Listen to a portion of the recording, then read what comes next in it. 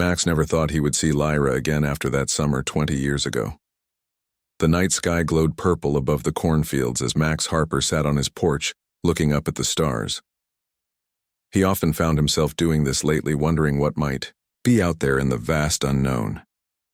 His thoughts drifted to childhood memories of a strange summer when he was 10 years old and met someone who claimed to be from another world. Max took a sip of his coffee, smiling at the memory of the small, blue-skinned girl who called herself Lyra. She had appeared one day while he was playing near the creek behind his family farm. She spoke perfect English but used strange words sometimes. Her eyes were larger than human eyes, with purple irises that seemed to shimmer in the sunlight. She told him she was studying Earth for her family. For 3 wonderful months they played together every day.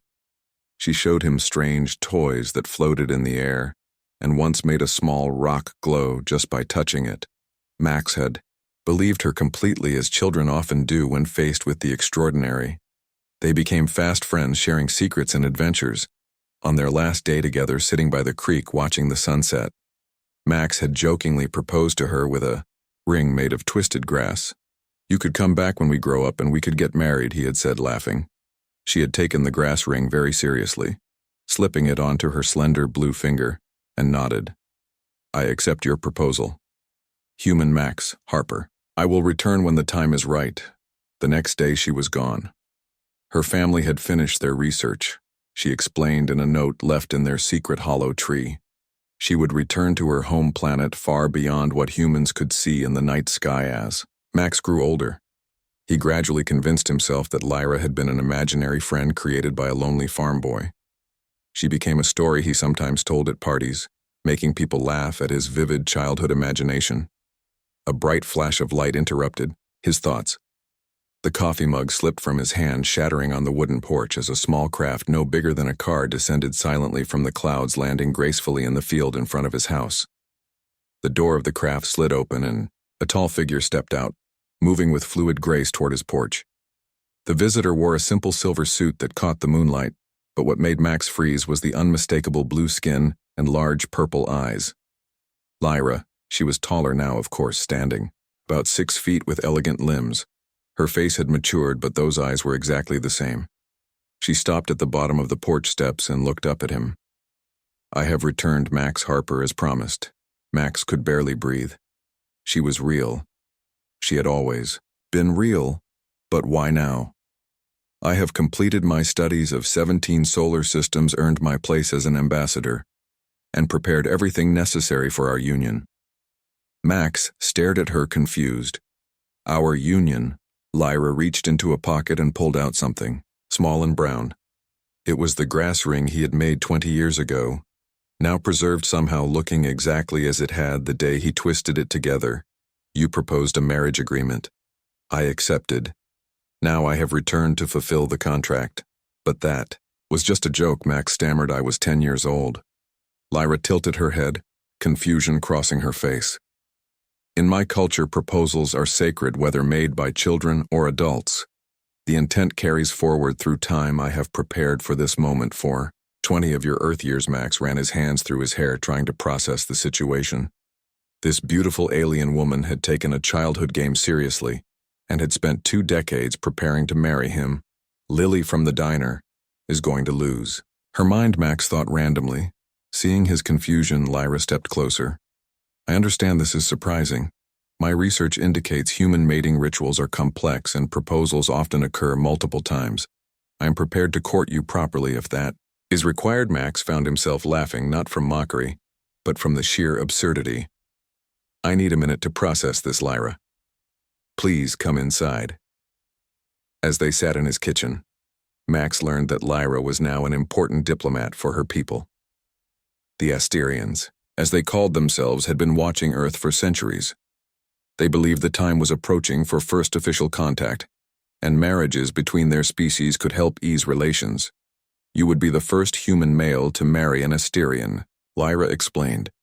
Her voice had a musical quality that made even this bizarre conversation pleasant. Max studied her face, finding himself drawn to her exotic beauty and the familiar spirit he recognized from his childhood friend. "What if I say no, Lyra?" Nodded. I would respect your decision and return home alone, though it would complicate diplomatic plans somewhat. She looked down at her hands. I would also be personally disappointed. I have thought of you often over the years. Something about her honesty touched him. Max had dated several women over the years, but none of those relationships had lasted. He owned the family farm, now lived alone, and spent most nights looking at the stars. Maybe the universe was offering something extraordinary. What would our life be like? Max asked. Lyra smiled, revealing slightly pointed teeth. You would join me as my consort learning about the galaxy. My position grants certain privileges. You would help bridge understanding between our worlds. Our lifespans are compatible, and I believe we would make suitable companions. Her voice softened. As children, we understood each other well. Perhaps as adults, we could do the same. Max leaned back in his chair, considering her words. He thought about his quiet life on the farm, the endless routine, the longing for something more that kept drawing his eyes to the stars. How long do I have to decide? Lyra reached across the table, placing her cool blue hand over his. My ship can remain undetected for approximately 1 Earth month. If you need that time, I will wait. 1 month to decide whether to leave everything behind and marry an alien diplomat he had known as a child. It was insane. Yet something in him was already leaning toward yes, Lyra. I can't promise anything right now, but would you like to stay for dinner? We could start by getting to know each other again. The alien woman smiled, her purple eyes sparkling with the same mischief he remembered from long ago. I would enjoy that, Max Harper. I have waited. 20 years. I can certainly wait through dinner. As Max moved around the kitchen preparing a simple meal, he noticed Lyra studying everything with fascination. The microwave especially seemed to intrigue her. Your technology has advanced since my last visit, she observed. This heating box is quite efficient. Max laughed. It's just a microwave. Not exactly cutting edge to Lyra. Everything seemed new again. She asked questions about the simplest things. The refrigerator, the electric stove, the ceiling fan. Max found her curiosity endearing. She was both the strange alien diplomat and somehow still the curious girl from the creek over a dinner of pasta and garden vegetables. Max asked about her world. What is your planet like? Lyra took a small bite, savoring the flavors. Asteria is similar to Earth in many ways, though our gravity is slightly stronger. Our skies are more violet than blue. Our cities float above the ground to preserve the natural landscape beneath. We live in harmony with our environment. She described landscapes of floating crystal cities hovering above purple forests and blue grass. Her people, the Asterians, had mastered energy manipulation thousands of years ago and had been exploring the galaxy ever since. We have visited many worlds, but Earth has always been of special interest. Your species is young but shows remarkable potential. Max felt a mixture of pride and humility, hearing her speak of humanity, like promising children. What would your people think of you marrying a human? Lyra set down her fork. There would be mixed opinions. Some would see it as a positive diplomatic step. Others might worry about cultural contamination. But my family supports my decision. They remember you fondly. Max nearly choked on his water. Your family met me, Lyra smiled. Of course they observed our interactions from a distance. My mother thought you were quite charming for a human child. The thought that he had been watched by invisible aliens as a child was unsettling. But Max found he wasn't afraid, just curious. After dinner, they walked outside. The stars shone brightly overhead and Lyra's ship glimmered faintly in the field, its cloaking technology making it appear hazy and indistinct like a mirage. Can I see inside your ship? Max asked. Lyra considered for a moment, then nodded. It would be good for you to understand what our life together might be like. They walked across the field toward the shimmering outline. As they approached, the ship became more solid in appearance, a sleek vessel with curves like flowing water, made of some metal. Max couldn't identify it, reflected the moonlight with a pearlescent glow. A door appeared in the seamless hull, sliding open silently. Lyra gestured for him to enter. The interior was larger than it appeared from outside. A central room contained what looked like control panels, but with no buttons or screens. Just smooth surfaces with occasional lights glowing beneath them. Beyond that, Max could see several chambers branching, This will be our home while we travel between worlds, Lyra explained. This is the command center where I guide the ship. Those chambers are living quarters, food preparation, storage, and research facilities. Everything was elegant and minimalist. Furniture seemed to grow from the floors and walls made of the same pearlescent material. Is this all yours? Lyra nodded. I am an ambassador. We are given ships that reflect our status. This one is designed for diplomacy and comfort, rather than speed or defense. Max ran his hand along a wall. The material felt warm, almost alive. The ship responds to touch and thought, Lyra explained, placing her hand on a panel, a holographic display. The next morning, Max woke to the sound of birds chirping outside his window. For a moment, he wondered if the previous night had been a dream. Then he heard movement downstairs and remembered Lyra had accepted his offer to stay in the guest room. Found her in the kitchen examining his coffee maker with fascination. "Good morning, Max Harper," she said when she noticed him.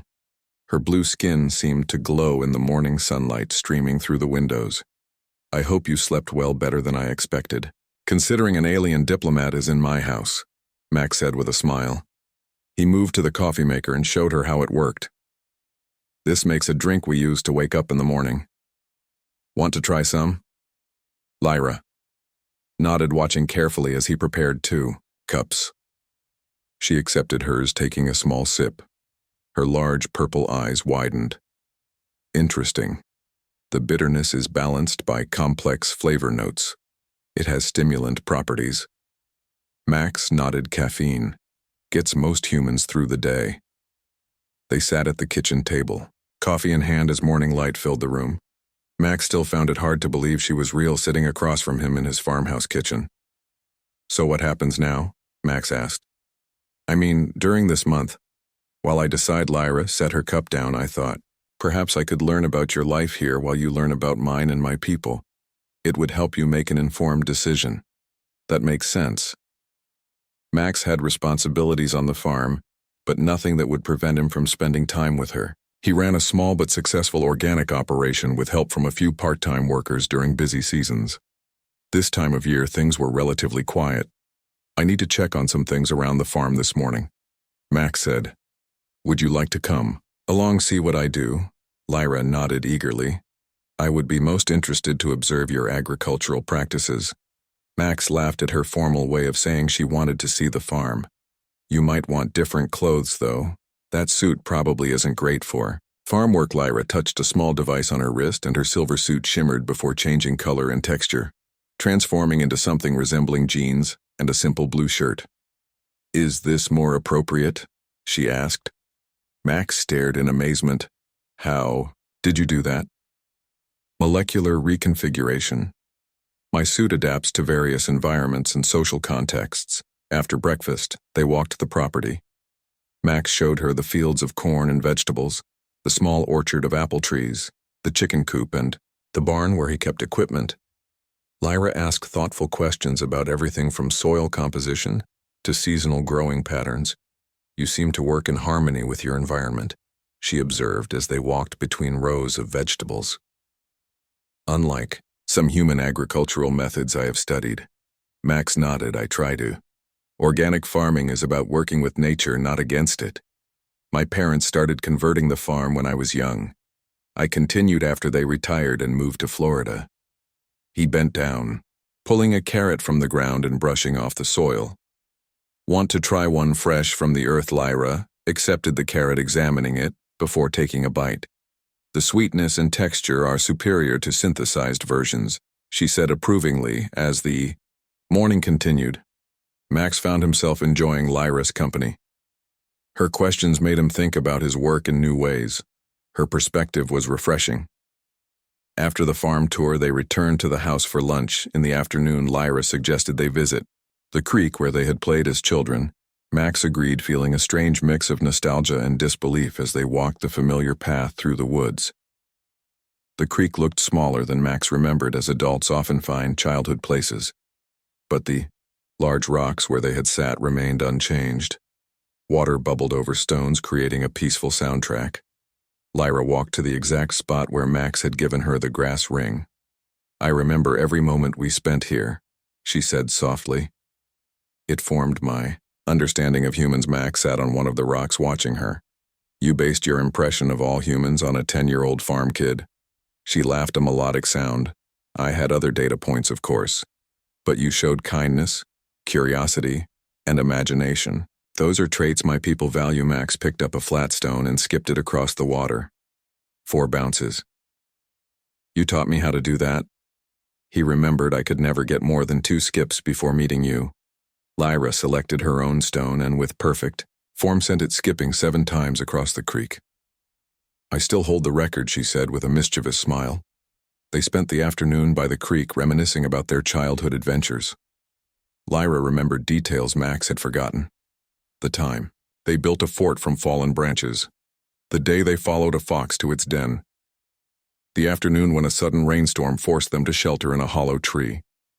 As the sun began to set, they walked back to the house. Something about being with Lyra felt natural.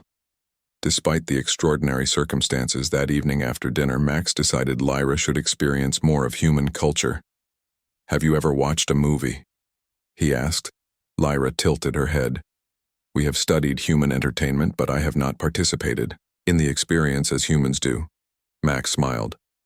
Well, that's about to change. He selected a classic science fiction film, thinking it might be interesting to see her reaction to human ideas about aliens. As the movie played, Max found himself watching Lyra, more than the screen. Her expressions of amusement, confusion, and occasional laughter at human misconceptions about space travel were entertaining. Your species imagines space quite differently than it is, she commented during a scene showing a spacecraft battling in a fiery explosion. The vacuum of space would not allow for such combustion. Max grinned. So no big explosions in real space. Battles. Lyra gave him a sidelong glance. I did not say we have space battles. The movie continued, and Max noticed Lyra moving slightly closer on the couch, her arm nearly touching his. He found himself acutely aware of her presence. Her scent was subtle, something like vanilla with an unfamiliar spice. When the film ended, Lyra thanked him for sharing the experience. Human storytelling is fascinating even when scientifically inaccurate. Max laughed. Well, we do our best with what we know.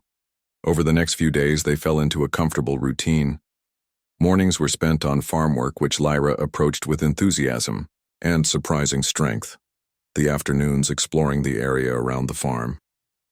Evenings talking about their respective worlds. On the 4th day, Max realized he needed to go into town for supplies. Lyra asked to join him. Are you sure? Max hesitated. People will notice you're different. Lyra touched the device on her wrist. My appearance can be modified for short periods. Her blue skin shimmered and changed to a human tone. Her eyes shrinking slightly. The purple irises becoming blue. The pointed tips of her ears rounded. How do I appear now? Max stared in amazement. Like a human. But won't that be uncomfortable for you? It requires energy to maintain, but is not uncomfortable. The effect will last approximately 4 hours. The transformation was convincing, though something about Lyra still seemed otherworldly. Perhaps it was her perfect posture, or the fluid grace of her movements.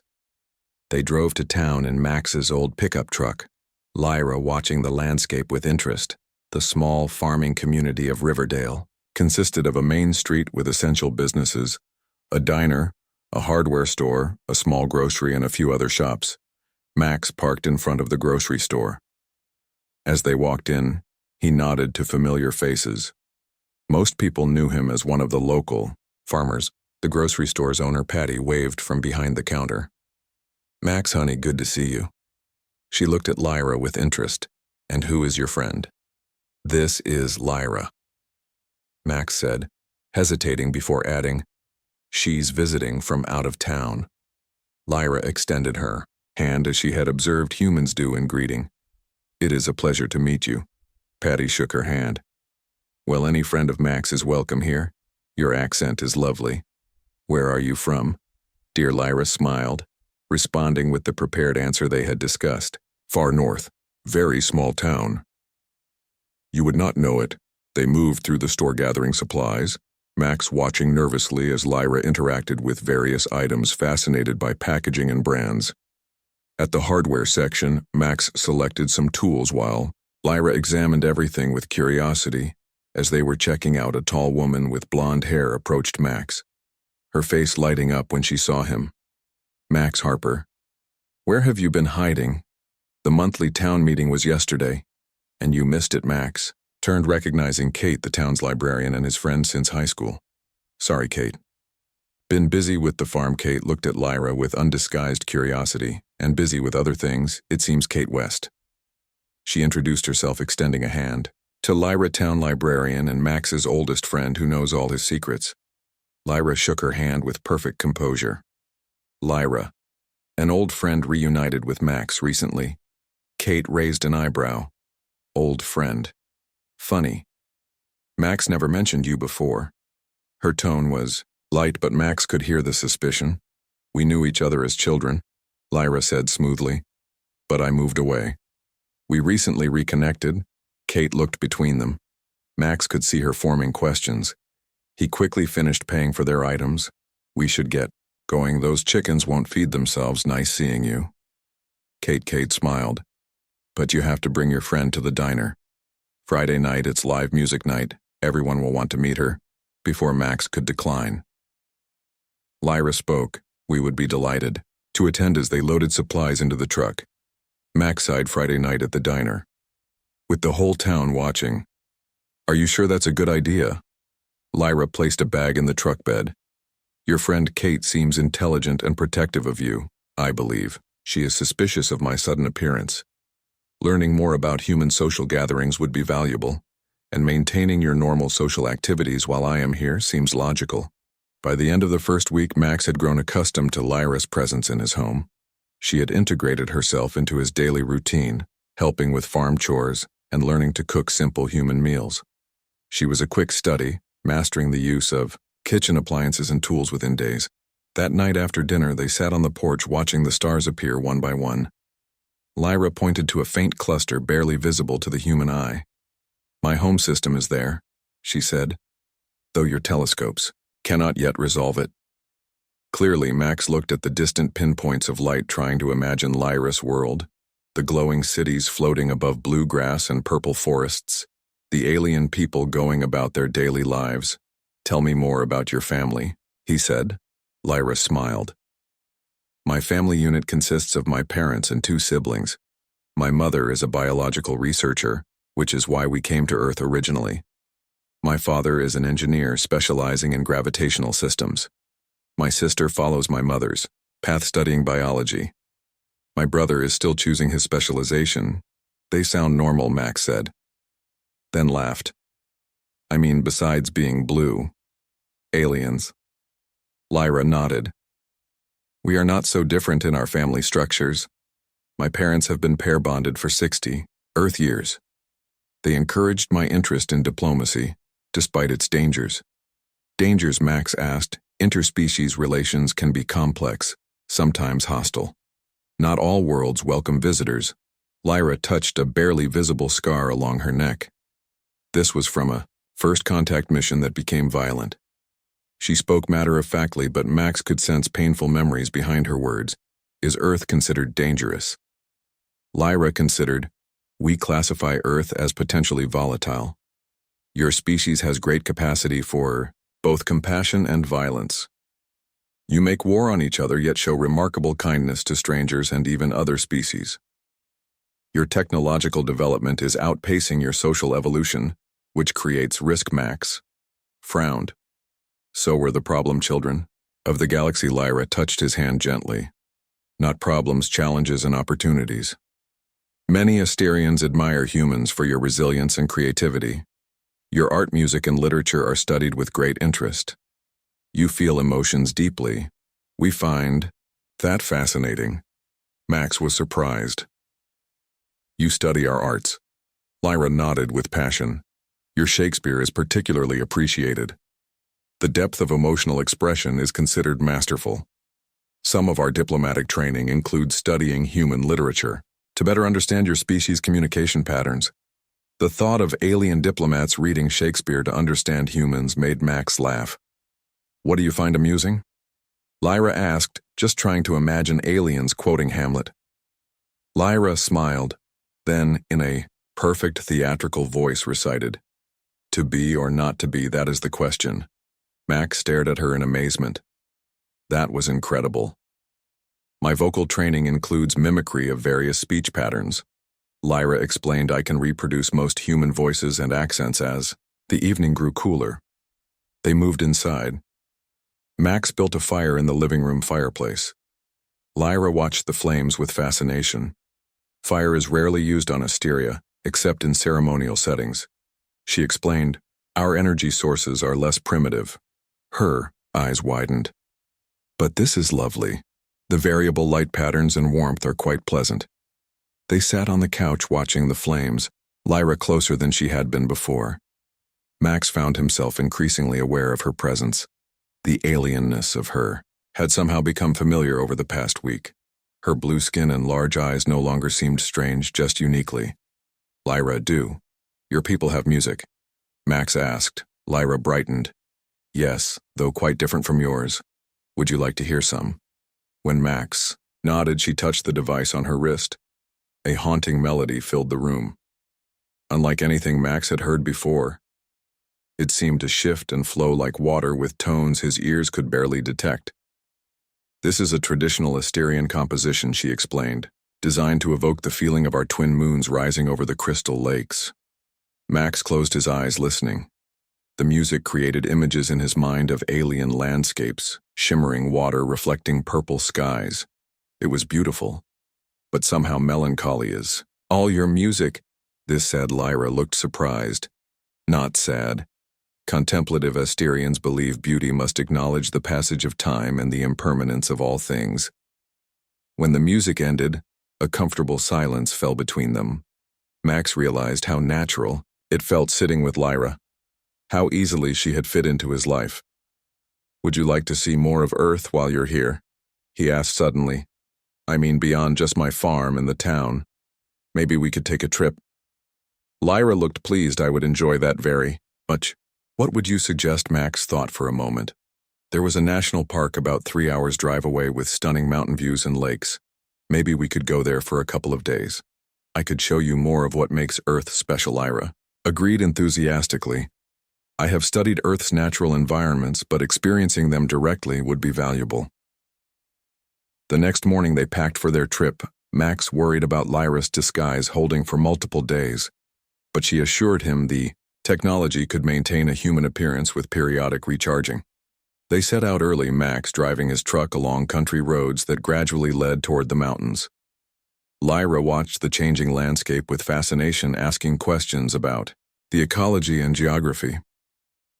They stopped at lookout points where Max took photos of Lyra, against stunning backdrops of forests and distant peaks. By afternoon they reached Pine Lake Lodge, a rustic hotel near the park's entrance. Max had called ahead to book a room with 2 beds. The log cabin-style building overlooked a pristine mountain lake. The lodge manager, Nancy, greeted them warmly. "Welcome to Pine Lake." She was an older woman with a grandmotherly smile. "You must be Max and Lyra." After checking in, they explored the lodge grounds, walking along the lakeshore. Max watched Lyra taking in the beauty of the mountain scenery. Her disguised appearance looked human, but her wonder was uniquely her own. "This planet has such diversity," she said. "Trees, water mountains, deserts, all supporting different life forms. Asteria has less variety, more uniform conditions across its surface."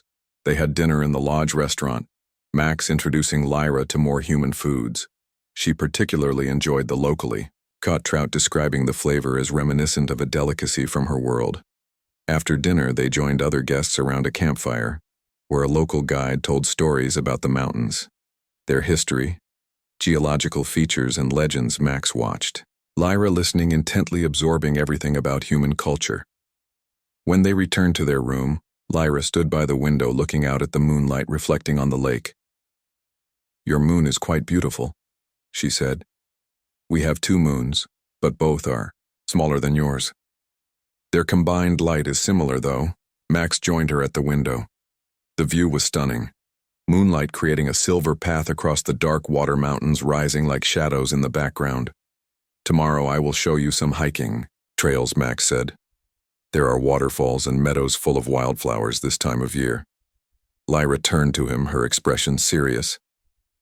You have shown me much kindness. Max Harper. I am grateful. Max felt a strange tightening in his chest. It wasn't kindness. It was selfish, really. I wanted to spend this time with you. Her eyes searched his. I have studied human emotions extensively, but find myself unable to fully interpret yours. Max wasn't sure he could interpret his own emotions. The situation was unprecedented. A childhood friend returning as an alien diplomat with a marriage proposal. It defied all normal human experience. Yet he found himself increasingly drawn to her. I don't know what I'm feeling either. Max admitted. It's complicated. Lyra nodded. Understanding. Complexity is valuable in diplomacy and in personal relations. She hesitated. May I ask a personal question about human customs? Of course, when humans are considering a pair bond, is physical contact part of the evaluation process? Max felt his face grow warm. You mean like kissing? Lyra nodded. My research indicates physical compatibility is important to humans. I have theoretical knowledge but lack practical experience with human courtship rituals. Max hesitated, uncertain how to respond. His attraction to Lyra had been growing, but he hadn't considered the physical aspects of what she was proposing. The idea of kissing an alien should have seemed bizarre, yet looking at Lyra in the moonlight, it seemed the most natural thing in the world. Would you like to try? Max asked, his voice barely above a whisper. Lyra moved closer. Physical data would be helpful in my decision-making process. As I believe it would be in yours. Max gently placed his hands on her shoulders, feeling the warmth of her skin. Through the thin fabric of her shirt, her disguise made her appear human, but he knew the blue-skinned Lyra was underneath. He leaned forward slowly, giving her time to reconsider. Their lips met softly. Max was surprised by how warm and soft her lips felt. Despite her alien biology, this aspect was remarkably human. The kiss deepened, Lyra responding with increasing confidence. Her arms moved around his neck, pulling him closer. When they finally separated, both were breathing faster. Lyra's eyes were wide with wonder. That was. She paused, searching for words. Most illuminating. Max laughed. That's one way to put it. Was the experience satisfactory? Lyra asked, a hint of vulnerability in her voice. Very. Max said. The data looks promising. Lyra smiled at his use of her analytical language. I concur. Further study may be warranted. That night they slept in their separate beds, but something had changed between them. A barrier had been crossed, the theoretical becoming real. They returned from their mountain trip closer than before. Max found himself thinking of Lyra constantly. Her smile, her questions about Earth, her unique perspective on things humans took for granted. He began showing her more of his world, taking her to neighboring towns, museums, a concert in the city, a baseball game where she analyzed the physics of the sport with fascination. Friday night arrived, the night of the promised appearance at the town diner. Max was nervous, but Lyra seemed confident. In her disguise, they arrived to find the small establishment crowded with locals. Kate waved them over to a table she had saved. Lyra, this is the whole gang, Kate said, introducing the group. There was Beth, the town veterinarian, Paul, who ran the hardware store, Diane, a teacher from the local school, and Sam, the deputy sheriff. All were longtime friends of Max. The questions began immediately, friendly but curious. Where are you from? What do you do? How did you and Max reconnect? Lyra handled them with diplomatic ease, giving answers that were technically true while concealing her alien nature. She spoke of her work in international relations, her travels, her childhood meeting with Max. Max watched his friends respond to Lyra. They seemed charmed by her intelligence and her obvious interest in Max. Kate remained slightly suspicious, watching Lyra closely. But even she warmed up as the evening progressed. A local band set up in the corner, playing country and folk music. The center of the diner was cleared for dancing, and couples began to fill the space. Dance with me? Max asked Lyra. She hesitated. I have studied human dance forms but have limited practical experience. Max smiled. It's easy. I can teach you. He led her to the dance floor, placing one hand on her waist and taking her other hand in his. "Just follow my lead." The band played a slow song and Max guided Lyra in a simple dance. She was a quick learner, mirroring his movements with increasing confidence. From across the room, Max caught Kate watching them, her expression thoughtful. He knew his friend well enough to recognize she sensed something unusual about Lyra. Whether it was her too perfect posture, her slightly formal speech patterns, or simply her intense focus on Max. Something had caught Kate's attention. As the evening continued, Lyra became more comfortable with the group. She asked questions about the town and shared carefully edited stories of her travels. The locals seemed to accept her presence in Max's life with varying degrees of curiosity. When they finally left the diner, Kate pulled Max aside while Lyra said goodbye to the others. "She's not what I expected for you," Kate said, her tone neutral. "What do you mean?" Kate shrugged. "She's smart, beautiful, obviously crazy about you, but there's something different about her. I can't quite place it." She smiled. "Just be careful, okay?" Max nodded. Kate had always been protective of him since they were kids. "I know what I'm doing," he assured her, though he wasn't entirely convinced himself. The drive home was quiet, Lyra looking out the window at the star-filled sky. "Your friends are interesting," she said finally, "especially Kate. She is very observant." Max laughed. "That's one way of putting it. Kate has appointed herself my protector since we were kids. She cares deeply for you, that is evident." Lyra turned to look at him. "In my culture, such friendships are highly valued. Do you think she would accept the truth about me?" Max gripped the steering wheel tighter. "I don't know. That's a lot to ask. Someone to believe." When they arrived home, Lyra removed her human disguise with visible relief. Max had become so accustomed to her blue skin and large eyes that her human appearance now seemed like the disguise. 2 weeks had passed since Lyra arrived. Half of their allotted time gone. Max realized he was no closer to a decision. Each day with her made the idea of saying yes more appealing. Yet the magnitude of what she was asking remained overwhelming. The next morning over breakfast, Lyra made an unexpected suggestion. "I would like to show you more of my world." Max looked up from his coffee. "How would you do that?" Lyra smiled. "My ship has simulation capabilities, more advanced than your virtual reality. It can recreate environments." With complete sensory input, Max was intrigued. "What would I need to do? Simply come to the ship with me. The simulation chamber can create a realistic experience of Asteria. You would see, hear, smell, and feel my world without leaving Earth that afternoon." They walked to Lyra's ship, still hidden in the field behind Max's farm. The vessel shimmered into visibility as they approached its cloaking technology, making it appear and disappear like a mirage. Inside, Max followed Lyra through the pearlescent corridors to a room he hadn't seen on his first visit. A circular chamber with walls that seemed to shift and change color.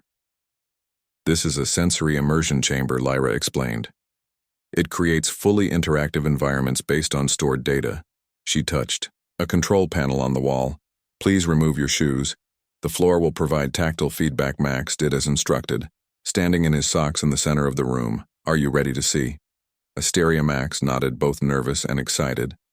Lyra joined him in the center of the room, touching her wrist device. The chamber darkened momentarily. Then the walls, floor, and ceiling seemed to dissolve around them. Max gasped as a new world formed. The ground beneath his feet felt like soft grass, but with a strange texture. Looking down, he saw blue vegetation instead of green.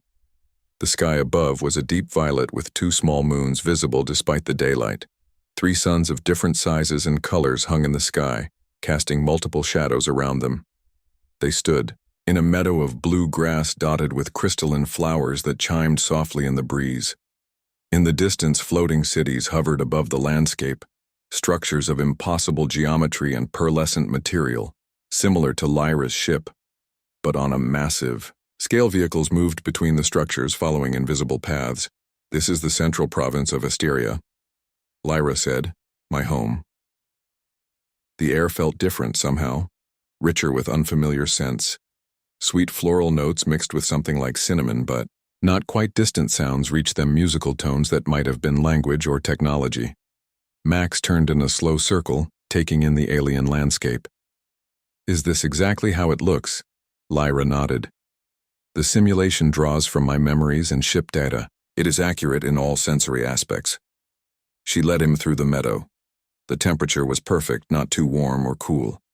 The multiple suns created complex patterns of light and shadow. As they walked, small creatures scurried through the blue grass, similar to rabbits but with 6 legs and iridescent fur. "Those are called Mira," Lyra explained. "They are kept as companions by many Asterians. My family had several when I was young." They approached one of the floating cities.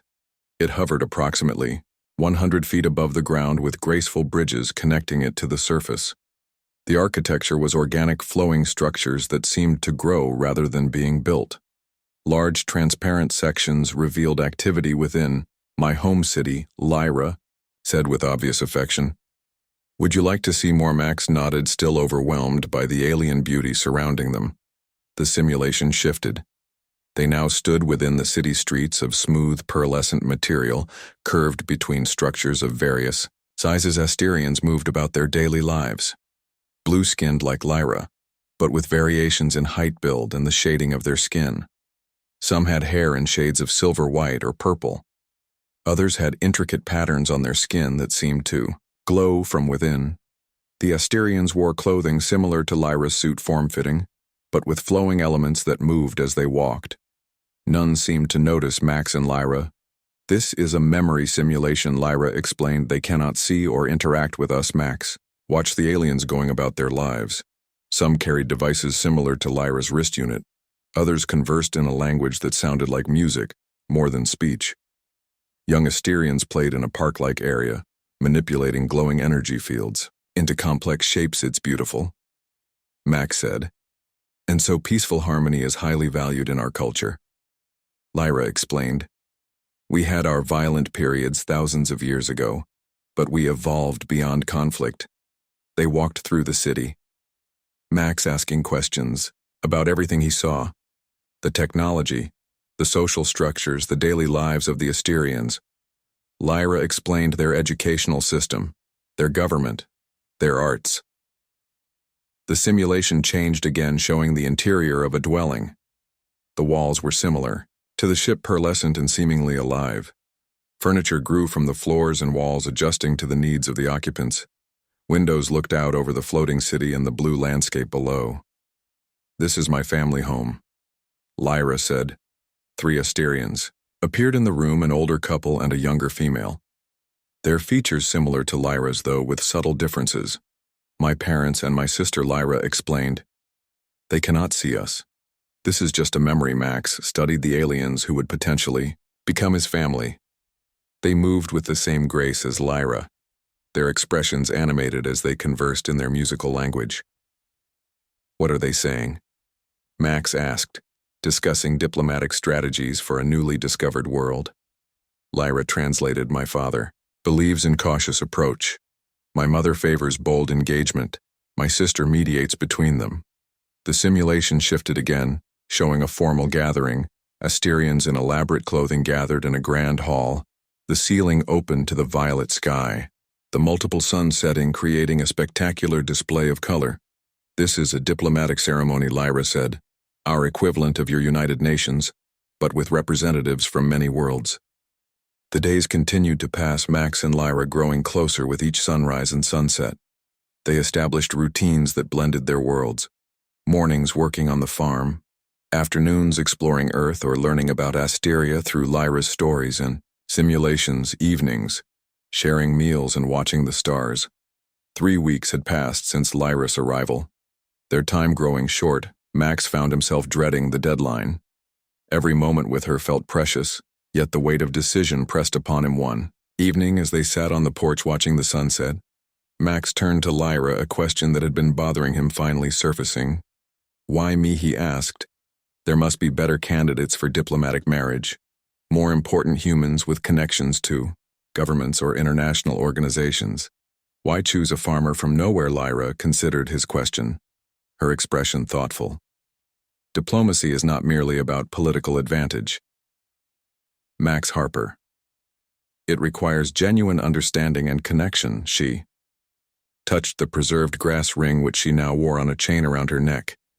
You showed kindness to a strange alien child without hesitation or fear. You imagined possibilities beyond your known world. You proposed marriage to a blue girl from the stars and meant it even in jest. She took his hand, her blue fingers intertwining with his pink ones. Such openness of spirit is rare and valuable. From that summer, I learned more about humanity's potential than any official study could provide. Max looked at their joined hands, the contrast of color symbolic of their differences, yet somehow beautiful together. The most valuable diplomatic assets are not power or position, Lyra continued, but empathy, imagination, and courage. You possess all three. Her answer touched him deeply. For the first time, he fully understood why she had remembered him all these years, why she had returned. It wasn't just about a childhood promise. It was about who they were together. The next day, Max made an important call. His parents in Florida were surprised to hear he wanted to visit on such short notice, but welcomed the idea. He told Lyra he needed to see them to explain his possible decision. You wish me to accompany you? Lyra asked. Max shook his head. I need to do this alone. But he'll be back in 2 days. He drove to the airport, leaving Lyra at the farm. She understood his need for this final piece in his decision. The visit with his parents was both harder and easier than expected. Hard to explain that he was considering leaving without revealing the full truth. Easier because they seemed to sense the importance of his decision. His mother hugged him tightly before he left. Whatever makes you happy, Max.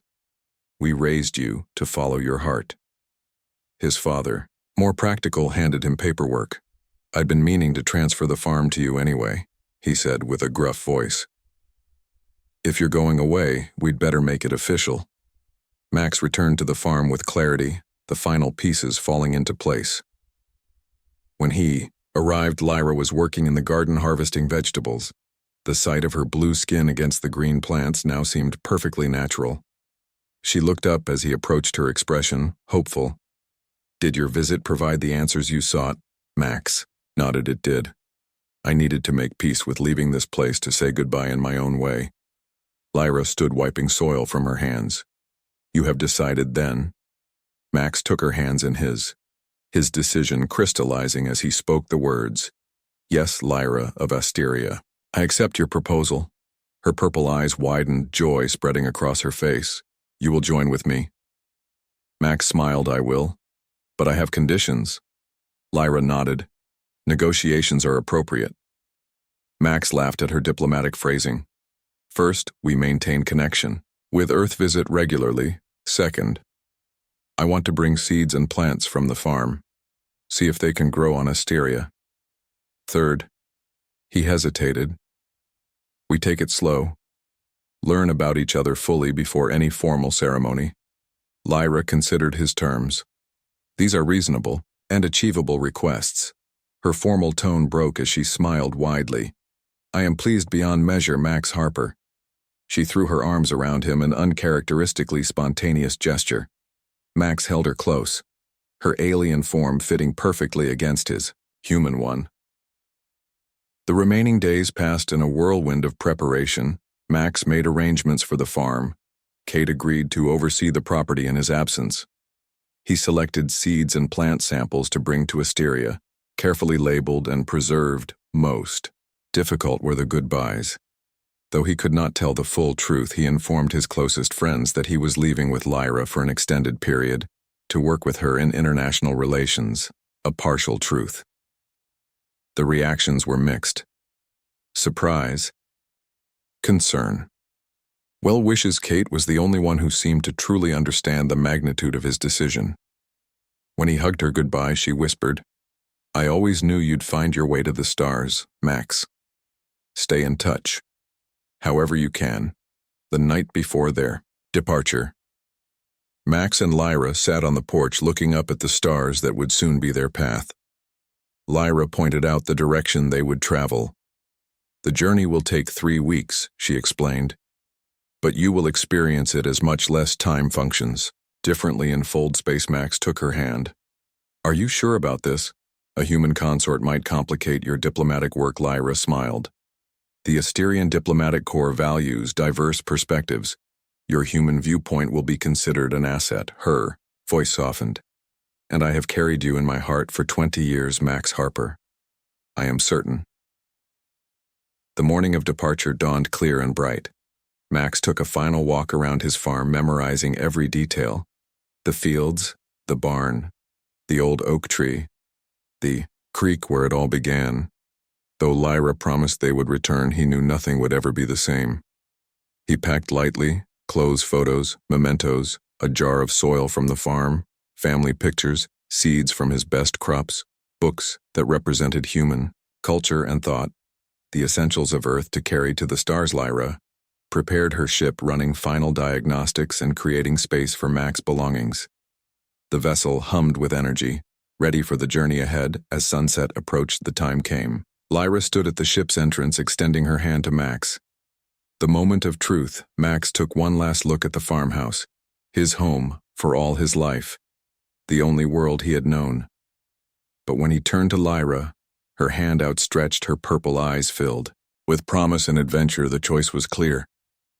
He took her hand and stepped into the ship. The door sealed behind them. The control room illuminated with soft light. Lyra guided Max to a seat designed for human comfort. Are you ready, Max? Harper, she asked, her voice gentle. Max nodded, as ready as he'll ever be.